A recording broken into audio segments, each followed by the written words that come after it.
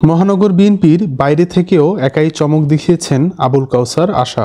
তিনি যে কর্মসূচির আয়োজন করেন সেখানেই নেতাকর্মীদের ঢল নামে, কানায় কানায় পূর্ণ হয় সেই জায়গা। এবারের বিজয় দিবসের কর্মসূচিতেও এমনটা দেখা গেছে।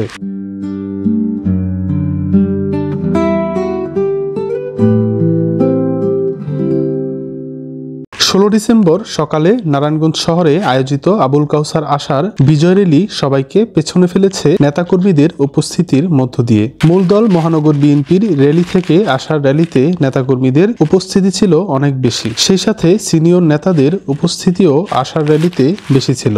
এই দিন বিজয় র্যালির মধ্য দিয়ে তিনি তার সক্ষমতাকে বেশ ভালোভাবেই জানান দিয়েছেন। এদিকে শহরে আসার এমন কর্মসূচি দেখে অবাক হয়েছেন অনেকে। এ নিয়ে আলোচনাও হচ্ছে সব জায়গায়। অনেকের ভাষ্য, জনপ্রিয়তার দিক থেকে বাবা আবুল কালামের পথেই হাঁটছেন ছেলে আশা। শেখ হাসিনা মুক্ত, ফেসিবাদ মুক্ত এই স্বাধীন বাংলাদেশে এই প্রথম বিজয় র্যালি আমরা করলাম।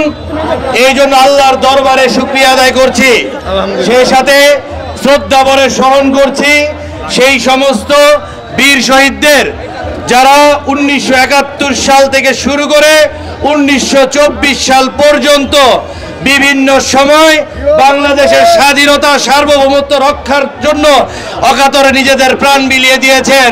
বিশেষ করে আজকে আমি শ্রদ্ধা ভরে স্মরণ করছি আমার বন্ধু বীর শহীদ আমানতকে, যিনি 5 তারিখে এই ফেসিবাদ সরকারের লেলিয়ে দেওয়া বাহিনীদের হাতে শাহাদাত বরণ করেছেন। আমি ধন্যবাদ জানাচ্ছি নারায়ণগঞ্জ মহানগর বিএনপির ফারুক কাকা, আওলাদ কাকা, মিঠু কাকু সহ সমস্ত সিনিয়র নেতৃবৃন্দদের যারা আমার প্রতি আস্থা রেখেছেন। বিভিন্ন সময়, ভালো সময়, খারাপ সময়, যেখানে আমি আমার আত্মীয় স্বজন অনেক জায়গায় পাইনি, সেই জায়গায় তারা জালাল হাজির সাথে যেভাবে ছিলেন, যেইভাবে কালাম সাহেবের সাথে ছিলেন, আমার সাথে যেভাবে ছায়া দিয়ে রয়েছেন, এই জন্য তাদের প্রতি কৃতজ্ঞতা জানাচ্ছি। এই সাথে কৃতজ্ঞতা জানাচ্ছি বিভিন্ন ওয়ার্ড, ইউনিয়ন এবং অঙ্গ সংগঠনের বিভিন্ন নেতৃবৃন্দদের যারা অক্লান্ত পরিশ্রম করে আজকের এই বিজয় র্যালিকে সাফল্যমণ্ডিত করেছেন। আপনাদের উদ্দেশ্যে কয়েকটি কথা বলতে চাই। আপনারা দেখেছেন বিগত সময় ফেসিবাদ সরকার শেখ হাসিনার কারণে এবং তারা লেলিয়ে দেওয়া পুলিশ বাহিনীর কারণে বিএনপির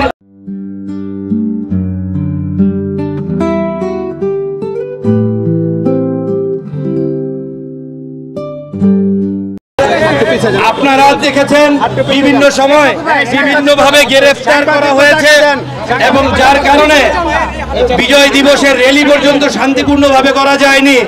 আজকে আমরা যে বিজয় র্যালি করেছি, আমরা ঘোষণা দিয়েছিলাম নারায়ণগঞ্জে একটি ঐতিহাসিক ইতিহাস সৃষ্টিকারী বিজয় র্যালি করব। সেই জন্য যারা আজকে অক্লান্ত পরিশ্রম করেছেন সবাইকে ধন্যবাদ জানাচ্ছি। আজকের মতো আজকের এই বিজয় র্যালি এখানে সমাপ্তি ঘোষণা করছি। ইনশাল্লাহ দেখা হবে রাজপথে, কথা হবে স্লোগানে।